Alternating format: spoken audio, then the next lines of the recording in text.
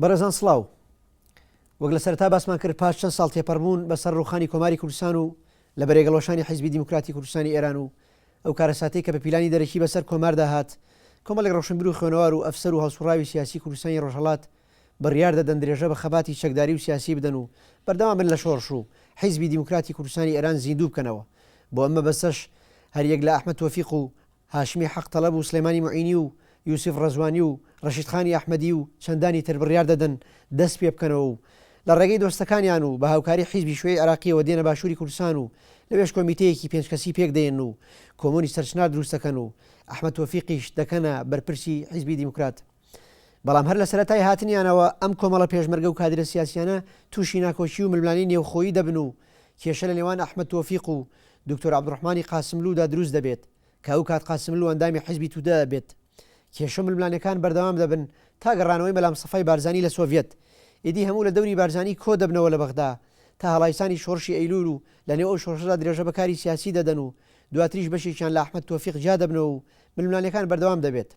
دوای تێپەڕبوونی 2 ساڵ بەسەر شۆڕشی ئەیلولدا و لە ساڵی 1963 وەک لە سەرەتا باسماکردنامەیەک لە سلێمانی معینیەوە دەنێرێتە کوردستانی ڕۆژهەڵات بۆ حەسەن ڕزگار و هاوڕێکانیان لە ڕۆژهەڵات کە ئەو کات ئەوان لە ڕۆژهەڵاتی کوردستان خەریکی کاری سیاسی بوون بەنهێنی بە مەبەستی هاوکاریکردنیان تا بگەنە باشووری کوردستان و چارەسەری کێشەی خۆیەکانی ئەو هەڤاڵانە و حیزبی دیموکرات بکەن. بۆیە لە هەمان ساڵدا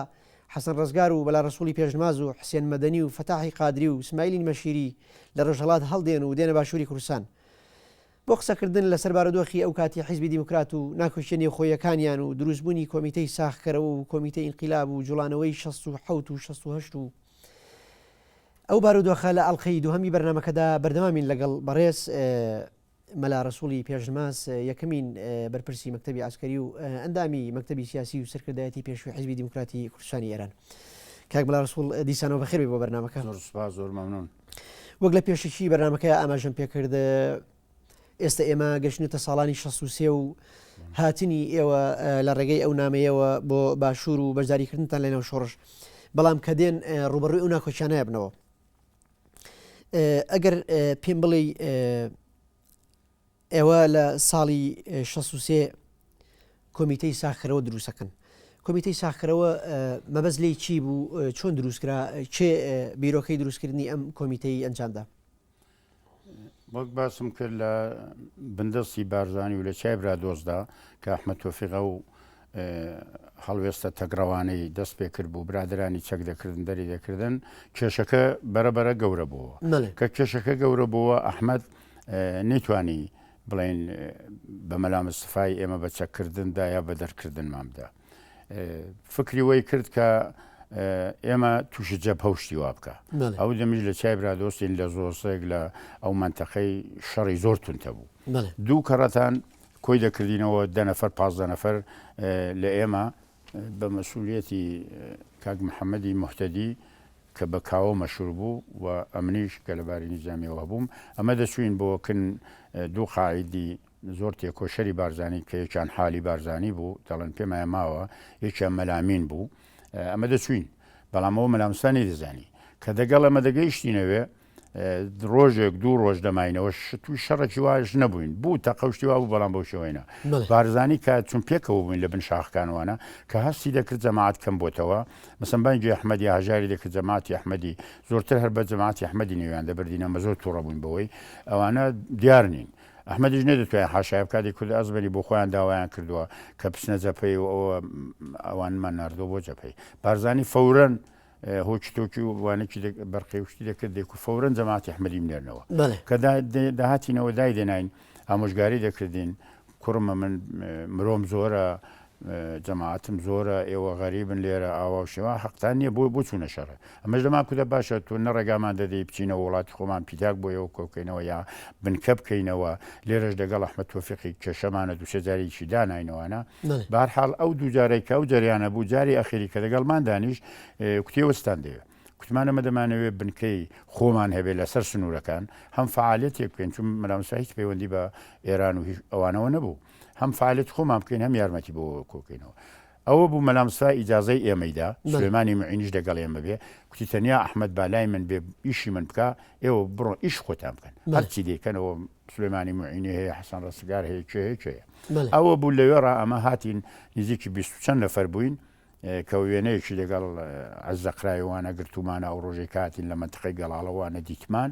ئەمە بنکەیەکمان لە زینوێدانا زینوێ شێخی گوندی زینوێ شێخی بە مەسئولێتی مەلا حسەین ڕستگار 12 نەفەر دەگەڵ بنکەی دووەمی ژەمە هاتینە سونێ ئەو دەم جەماعەتی مەکتەبی سیاسی کۆن پەیوەندیان بە ئێرانەوە هەبوو برادێک لە خەڵازەی بەرپرس بوو بە نەوی عەبدوڵای مام ئەحمەد کە خەڵکی منتقەی سەردەشتی بوو پیاوێکی یەکجار زۆر محتەرەم و تێکۆشەر بوو پێشتریش ئێمەی دەناسی ئەو برادەرە زۆری هەوڵ بۆ داین و کاغەزی بارزانی کاغەزی بۆ نووسی بووین بۆ منتەقە کاغەزی بارزایی نار خولاسە دە 15 ڕۆژ ئەمە لە خەڵازێ چاوەڕێ بووین تا موافقەت کرا کە ئێمە لە سونێ بچین بنکە بکەینەوە ئەمەش لەگەڵ سلێمانی معینی چوون بنکەمان کردەوە ئیدی ئەو بنکەکردنەوە بوو بە ئەوەی کەمە دە فکری وەی دابین دیارە لەو ماوەیدا کە ئێمە سەفەری وڵاتمان دەکردەوە و خەڵکمان دەدی و تەشکیلاتەکانمان زیندوکردنەوە دەتوانم بڵم هەتا بۆکان و هەرچی سەر سنوور هەیە هەرچی زەکاتی گەن مفتی وانە بوو هەمووی هەڵیان دەگرت ینی دە ساڵانیان دەکرد هەر وەختی کێمە داوامان کرد با لە ڕێگای ئێمەوە دانات بۆ بەنێو شۆڕشدادا لە منتقەی بارزان ڕاتا منتقەی خەڵازێ لە هەموو نەوع پیتاکێکی ئەمە سێمانگ دەچوین سەفەرمان دەکرد سێمانگمان پێدەچوو هەرچی هێنا باشمان لە پارە و لە پوڵ و لە شتومەک باوەڕ کە پێڵاومان دڕابوو قەت مازەڵامە یەکێکمان بڵین بە پێڵاوێک بکڕین ئەمەگە خەڵک زۆر هەبوو لە دێهاتەکان ئاغاکان خەڵک پێڵاوی خۆیان دەگەڵ دەگۆڕینەوە دووسێ ئەولاولامان دەکرد تا پێڵاوی بۆلاقی من دەبووە من بۆلاقی دەبوو فلانوانە ئەوە بووەمە لەو فاسیلەیدا خزمەتێکی زۆر بەرچاومان کرد باش ئەمێ ئەو پرسیارێکم بمبورە کاگەمە لە ڕسوور تۆ خۆت لە یادداشتەکەت ئاماژە بۆ کردو کە لە ساڵانی 65 تا 75 تۆ بەردەوام لە هاتوچوو بووی و هاتوچوی ئەو دیوتە کرد لەو ڕۆژگاریا چۆن ئەتان وێرا بچنەوە ئێران و لە ڕێگەی کیەوە ئەچوون و کە ئەچوون لەوێ مەسەلەن چالاکی و ئیشوکارەکانتان چی بوو زیاتر ئەمە لەو ڕۆژگاردا تەنیا لەبەر ئێرە کە ترسابین مەسەن ئەوجێ و دەمی ڕێگان پێ نەدەکردین ئەمە بە مەسە ئەو عزیزی برامی شەک لەو کەسانەیە کەدایمە دەگەڵم بوو چەند ئامۆزایەک خۆم دەگەڵ بوو ئەم ماڵم لە گوندی هێرۆیە بوو مستەمیر بە بەهانەی وەی کە خەڵکی ئێرانیش لە ئەسەری شۆڕشی ئێرەدا و لە ئامادەگی وەزعەتی کە لێرە هەبوو خەڵک زۆر ئامادەگی وی هەبوو کە چەک بکڕن و بەنهێنی هەیان بێوانە ئەمن ئەو دەمی دەگەڵ مینەشەم و جەماعەت ئەوانە بە دووسێ دەستە دابش دەبووینەوەن بۆ منتقەی گەورکان بۆ منتقەی منگوڕان بە بەهانەیەوەی کە گویاوە چەک دەبینەوە تفەنگ و فەنگ و ئەو شتانەمان دەبردنەوە لە عینی کاتیشدا دەگەڵ خەڵکی تەماس و پەیوەندیمان دەگرت و ئامادەگی بۆ ڕۆژی خۆی هەر ئەوەش بوو کە ئەو سەفەری سێمانگەی کە دەگەڵ سلێمانی معینی پێمان چوو ساڵی 63 ئەمە لە منتقەی خانێڕا پێدا ڕۆیشتین تا نزیکی سنەی بووینەوە خوار مەهابادیش چوین مەهابادیش چوین 5 نەفەر بووین ئەلان سێمان ماوین ئەمن ماوم ئەحمەد نەستانی ماوە عەبدولنەستانی ماوە کەریم نەستانی ماوە چوارمان ماوین ئەمە ئەو 5 نەفەرە هەموو کوردستانمان کرد هەم یارمەتی زۆرمان کۆ کردەوە هەم تەشکیلاتی پتەومان دامەزران کۆنگەرەی دوی حیزبی لە ئەسەری ئەو سەفەری سێمانگەی ئێمەدا پێکات کۆنگرەی دوی حیزب لە ساڵی 1964 لە گوندی سونێ دەبەستێت باشە ئەو گۆڕانکاریانی کە لە دەرەنجامی کۆنگرەی دوو کەوتەوە چی بوون بۆچی ئەحمەد تۆفیق هەر بە بەرپرس و سەرۆشی حیزبی دیموکرات مایەوە لە کاتێکا ئێوە گلەی و گازندەیەکی زۆرتان لەو هەبوو کۆنگەرەی دوو شتەکە هەروەک ئێستا ژە شتانە لەنێو هێزە سیاسەکاندا بەرچاوە ئەحمەد تۆفیق کە دەیزانی مەخالفەت و جەماعەت هەیە مەخالفەتی لەگەڵ دەکەن زۆرتر ئەو کەسانەی کە بە دەوری خۆیەوە بوون و پێشمەرگە بوون یا ئەو کەسانێک کە مەسەن وەگەوانی دیکانە بڵێن سەلاحیەتی کاری سیاسییان نەبوو ئەو کەسانەی هێنابوو بەشدار کردبوو لە کۆنگەرەیدا بۆ نمونە ئێمە کە پێکەنەری کۆنگەرە بووین تشکیلاتەکە ئێمە دامان مەزران بوو سێ چوار کومیتە دانران بەنێوی کومیتەی بڵفەت و کومیتەی زمزیران هەمویان ئەوە من و سلێمانی معینی بەشدار بن کە دامان لە منتقەی سەردەچێ بەڵام ئێمە لەسەر ئەو ئیختلافێک کە لێمان پێدا بوو ئێمان داوت نەکرد بەڵام ئێوە داوایان لێکردن ڕستگار لەم ئەوانە بەڵام بێ ڕفێقانمان اسماعیلی شەریفزادە بوو حەمەدەمین سەراجی بوو جەماعەتێکی زۆرمان ئێوەتانویست هەمووتان دەمانویست ئەو چەند کەسێک کە حەقیان هەیە سالاری حەیدەری یعنی کەم 15 نەفەر لەوانە کادر بوون و ئینسانی خوێندەوارە و ڕووناکبیر بوون ڕێگای نەداین کە ڕێگای نەداینەوە بووی دێمە چوین کە چەند نەفەرێک بووین لەوێ کێشەمان لێ پێدا بوو هەردووای ئەحمەد شکایەتی بارزانی لێکردی دووبارە بارزانەی کاک حسین ڕستگاری داوا کرد بە هزار حاڵ مەرحومی شەمسەدین مفتی کە دەین بەرپرس بوو لە تاران بۆ پەیوەندی ئەو پیاوە دیفاعێکی زۆر چاکی لێکرد بوو لە کاک حەسەن و لە ئێمە نەجاتی. باشە کەواتە کۆنگرە هیچ لە ناکۆچیەکانی چارەسەر نەکرد نەیتوانی ئەو کێشە و گرفتانەی ئەو بەرەی ئێوە لەگەڵ ئەحمەد تۆفیق چارەسەر بکات. چ دەرەنجامێکی باشی لەکەوتەوە کۆنگرەی دوو؟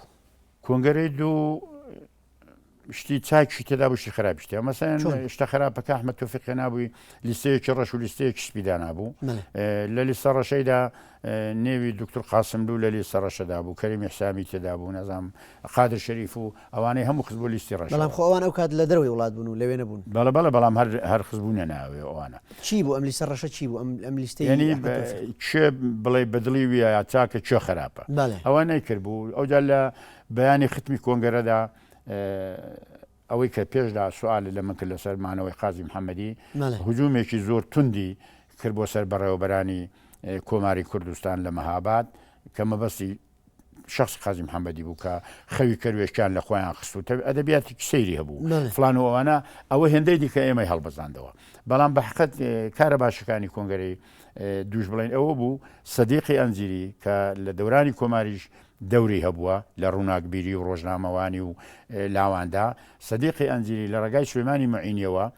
لە تارانەوە هێنابووی پێش ئەو دەمی چەندجارێک یەکترماندی و ئەوانە سەدیق دەگەڵ ئەو کادرانەی کە هەبوون بە شێوەیەکی زۆر سیاسیانە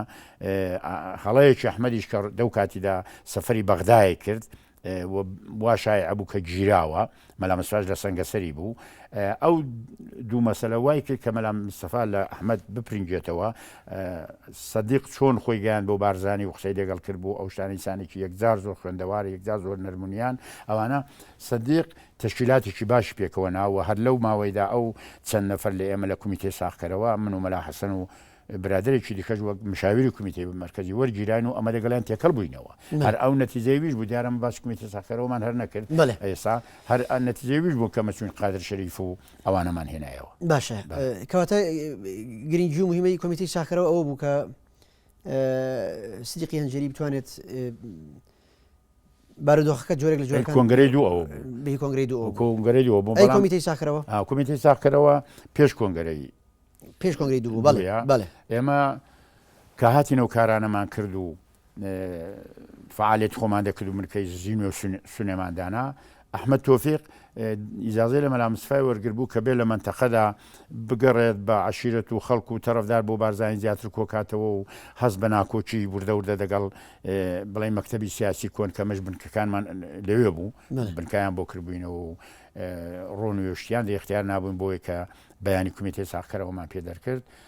ئەحمەد تۆفیق مداخلەی کرد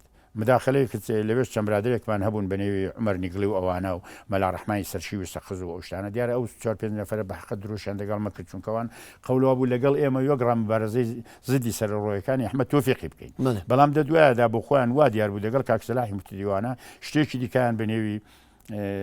کۆمەڵی ڕزگاری بەدزی زۆ بەنەهێنی دوای مەلا حەسەن کاغەزێکی لێگر بوون نردی ئەوە لەوێ ئەوانی چە کرد خەریک بوو شتی دیکەش دەست پێ بکە ئەمە لێمان قبوڵ نەکرد کە لێمان قبوڵ نەکرد بوو بە کێشەمان کە بوو بە کێشەمان دووبارە هاتەوە لە لای مەلا مستەفا شکایەتی لە ئێمە کرد کە لای مەلا مستەفا شکایەتی لە ئێمە کرد مەلا مستەفا ئێمەی بان کرد و بەهەرحاڵ زۆری دیسان ئامۆژگاری کردین و زۆری نسحەت کردین و 7 نەفەر بووین لەگەڵی تقریبان 1 ساعتی وردە چیرکەی دەتاشی و ئامۆژگاری دەکردین بەڵام ئەمە کە لە ڕقی زۆرمان تێدا بوو بە هیچ جۆرێکی کوتمانە محەممەدمان قبوڵ نییە. باشە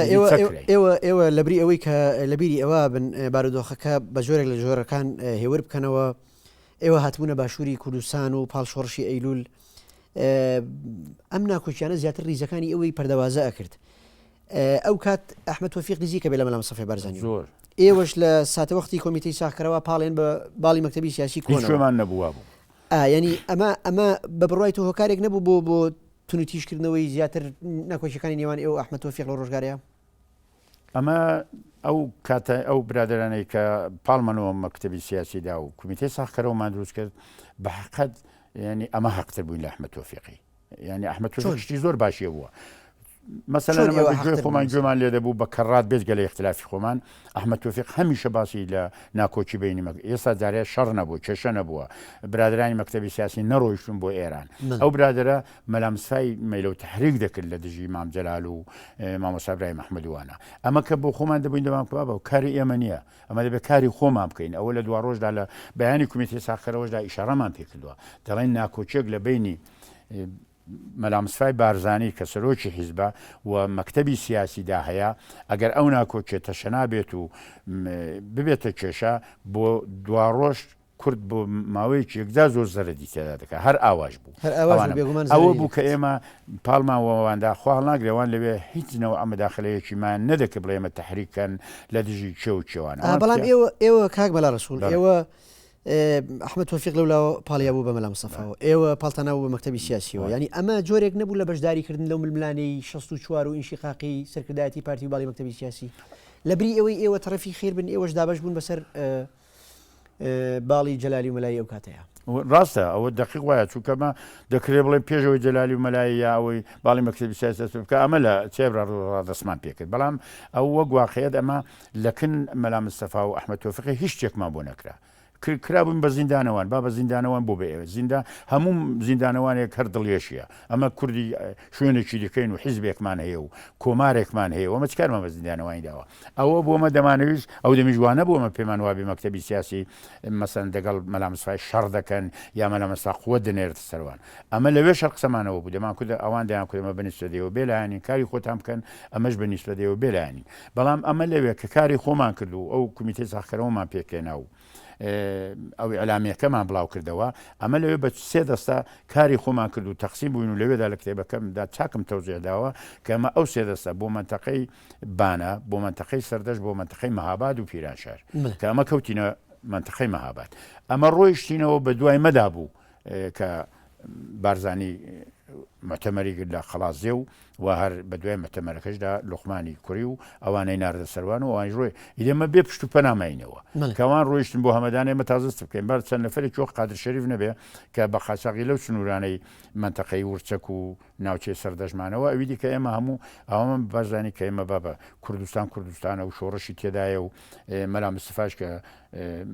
گەورەی هەمولایەکیە خۆ چەند جار تەکلیفی لە مێمە کردو کەەوە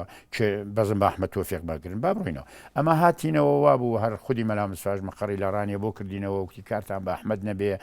ئێوە هەموو کوڕی منن مەلاوڵایەکی بارزانانی لە ڕانیە مەسئول بوو زۆر ئینسانی چاک و دۆستی ئێمە بوو زۆری یارمەتی کردین بەڵام هەر ماڵم لە خەڵازێ بخۆم بە زیاد دەژیە نەتیجەی کومیتەی ساختەرەوە ئەوە بوو کە لە دوای وان کە ڕۆیشتن بۆ هەمەدان و ئێمە بۆ خۆمان دەنێ خۆماندا لە بەیانی کومیتەی ساختەرەوە بەشێک پاشگەز بووینەوەکەوە درۆ دە لە سەی زۆر تێدایە ئەمە هاتینەوە تا ماوەیەکی دانیشتین بە دوای کۆنگەرەی دوودا کە ئەو بڕیارە درابوو کە هەندێک لە ئێمە وەک مشاویر وەربگرنەوەە ئەمە دەستمان دووارە بە فعالیت کردەوە لەگەڵێ باشە کاک مەلا ڕەسووڵی پێشنماز تۆ ئاماژەت بۆ کرد کە حەقی زیاتر لە ناکۆشی و کێشەکانی نێوان ئێوە ئەحمەد تۆفیقا حەقی زیاتر لە ئێوە بووە بەڵام هەر خۆت لە یاداشتەکانتە ئاماژە بۆ کردووە کاتێک ئێوە ئەو سێ چوار دەستەیە دروستەکەن دەستەی مەهابات و نەغەدە و بانە و بەڵێ بانە و سەردەش ئەچنەوە ئەو دی و کاتێکە وتار بۆ خەڵکە خوێندنەوە ینی خەڵک زیاتر پشتیوانی لە ئەحمەد تۆفیقەکەن بە ئێوە ئەڵێن کاکە ئێوە خەتاکە لە ئێوە یا ئەحمەد تۆفیق ینی ئەوە چۆن تەنانە ڕێی خەڵکی لەگەڵ ئێوە نەبوو ئەوە ئینسان ئەمن لە زۆر جێگادا ئیشارە دەکەم ئەوانەی کە دەیانەوێت مێژوو بنووسن ئەوانەی کە دەیانەوێت ئەو گەنج و خەڵکەی دوای خۆیان بەڕاستی ئاگادارکەن کە شخصیەتەکان غەڵەتەکان ڕاستەکان دەنگکردنێکی باشە تۆ ئەوە ڕاستگۆیانە باس دەبێ واقعیت ئەمە لەوێدا وا دەڵێم مەسەن بۆ نمونە بابی خۆم زۆر مخالی بوو کەمە بین ڕەگەڵ مەسەن شۆڕشکەوینەوەوانە بۆ دووامان کەوت چەند تکای کرد فلانی کرد بەڵام دەدوایەدا دەهات بە کڕات پێ دەکنڕۆڵەگەن ئێوە کە هاتون قسە بۆ خەڵکی دەکەن کەس دەتان وەرناگرێ هەر ئەمن کە بابی ئێوەم ئەحمەد تۆفیقم پێ لە ئێوە ڕاسترە چونکە مەلام مستەفا خۆشی دەوێت بەمانایەوەیە ئەو کاری لە دەست دێ ئێوە کارتان لە دەست نایە بۆیەوە جا واقعەیە دەوەیە ئەمە کە لەوێ باوەڕمان بە بەیانەکەمان نەما کەمە دەگەڵ حەسەن برادران زۆرمای کێشە لێ پێدا بکەمەوە کاکە ئەو هەموو خەڵکی کەمە خزمی خۆمان زۆریشیان قسەیان بۆ دەکەین 4 نەفەریان نین وەک خزم هەموو تەبعەتێکمان لێ دەکەن بەڵێ بەڵام وەک باوەڕ پێبوون باوەڕ ناکەن و واقعێتێک بۆ دوی مەلامسرا ئەوڵەندە پەرسترا ئەحمەد تۆفیق ڕۆڵێکی زۆر قارەمانانە و تەشکیلاتێتەوە لانەی جاسووسی بخوێنەوە 180 باسی ئەحمەد تۆفیقی باشە پرسیارەکە ئەمەیە منیش بۆیە ئەپرسم ینی ئێوە خۆتان ئەحمەد تۆفیقتان کردو بە بەرپرسی یەکەمی حیزبی دیموکرات وەم پیاوە لە مەلام سەفاوە نزیک بووە ڕێی خەڵکیش لەگەڵەوە بۆ کە مەلام سەفا چەند جار داوای لێکردوون کە لەگەڵ ئەحمەد تۆفیق پێبێن و کۆتایی بەم ناکۆچێ بێن بەڵام ئێوە هەر بەردەوام بوون بۆچی وڵای بەردەوامەکە ئەمە هەندێک کەسی چەپی زۆر تونندڕۆمان تێدا بوو بۆ نمونە قادر شەریف یەکێک لەوان بوو سعید کوێستانی و چەند کەسێکمان هەبوون کە ئەوانە بە کەڕات دەهاتن دە کلیشەی ئێمەوە دیارە هەر ئەوانە سەر بە مەکتەبی سیاسی بوون لە لای وان بوو مەلا ئاوارە چەب نەبوو ئینسانێکی زۆر واقعبین بوو کوردی چاک بوو ئەو تحریکاتێ نەبوو تا زۆر درەنگیشە تا کمیتە ساختکەرەوەیان پێکشەوە نابوو جا هات ڕەگەڵمان کەوت دەناو لەگەڵمان نەبوو لەگەڵ باڵی مەکتەبی سیاسی پێش ئێمەش تەنزیمات و تشکیلاتێکی زۆر نەهێنی دامەزران بوو بەبێەوەی پەیوەندی بە حیزبی دموکراتەوە بێ ئەوە بوو بەحقەت ئێمە بۆ خۆمی اعترافم کردووە ئەمە زۆر لە لاوەڕا تحریکەکەی باش ساڵی 1966 ئیدی ئێوە ساڵێکی پڕ لە یەرمە کێشە و سەر لە شێوە و تەنگ و چەڵەمەیە بێ بۆ ئێوە ئیدی پارتی بە تەواوی چاودێری ئێوە کاتۆ ئەتەنخەت ژێر چاودێری خۆیەوە هۆکاری ئەو گرژبوونی بارودۆخە لە 66 بۆچی ئەگەڕایەوە بۆچی ئێوە کەوتونە ژێر چاودێری پارتیەوە هۆکارەکەی هێندێک حساسیت و بڵین بەرچاوتەنگی کە دنێ هەم میلەتێکداهەیە و بە تایبەتی کورد زیاتر ئێمە ئەو چەند کوردی ڕۆژهەڵات کە بە نێوی حیزبی دموکرات و ئەحمەد تۆفیقمان کرد بۆ بە نەفەری یەکەم لە ڕاددە بەدەر لەگەڵ ئەو هەمووی اختلافش کامان بوو لە مەلام سفای نزیک بووین ئەوە خەڵکێکی زۆری هەڵبەزان بۆ هەتا لە نێو مەکتەبی سیاسی کۆنیش ئەو شتا هەبوو لە منتەقەکانیشدا هەتا لە منتەقەی قەڵازە و ڕانێوانە لە زۆر جێگا چونکە برادەرەکانیمە ئەکسەرێتی زەمەدانی سووریان لەسەر نابوو ئەمن و مەلا حەسەن و پێمان محەممەد یێرخانی زادە نەبێ سلێمانی شەمی شەدەی بەسەرەوە بوو فایق دەنا باقی هەموو جەمەدانی سووریان بەسەرەوە بوو لە نێو خەڵکدا بە ئێمان دەکوزڕە بارزانی یعنی ئەو واقعێتێکە بەڵام خۆ بارزانی ڕۆژگارێک هاتو بۆ هاوکاری کۆماری مەهابات و ینی ئەگەر ئێوە لێرە بەشدار بن لە شۆرشیە ئیلول و شۆرشە ئیلۆک و سایە و پەنایەک بەکاربێن بۆچی بەڵام لە هەموو شوێنێک ئینسانی بڵێن نائەهل هەیە یا دەیەوێ مشکلە دروستکە ئەوە بوو لەو بوارەیدا هێندە خەڵک بەرامبەر بە ئێمە حساسەتیان هەبوو کەمە هێندە نزیکین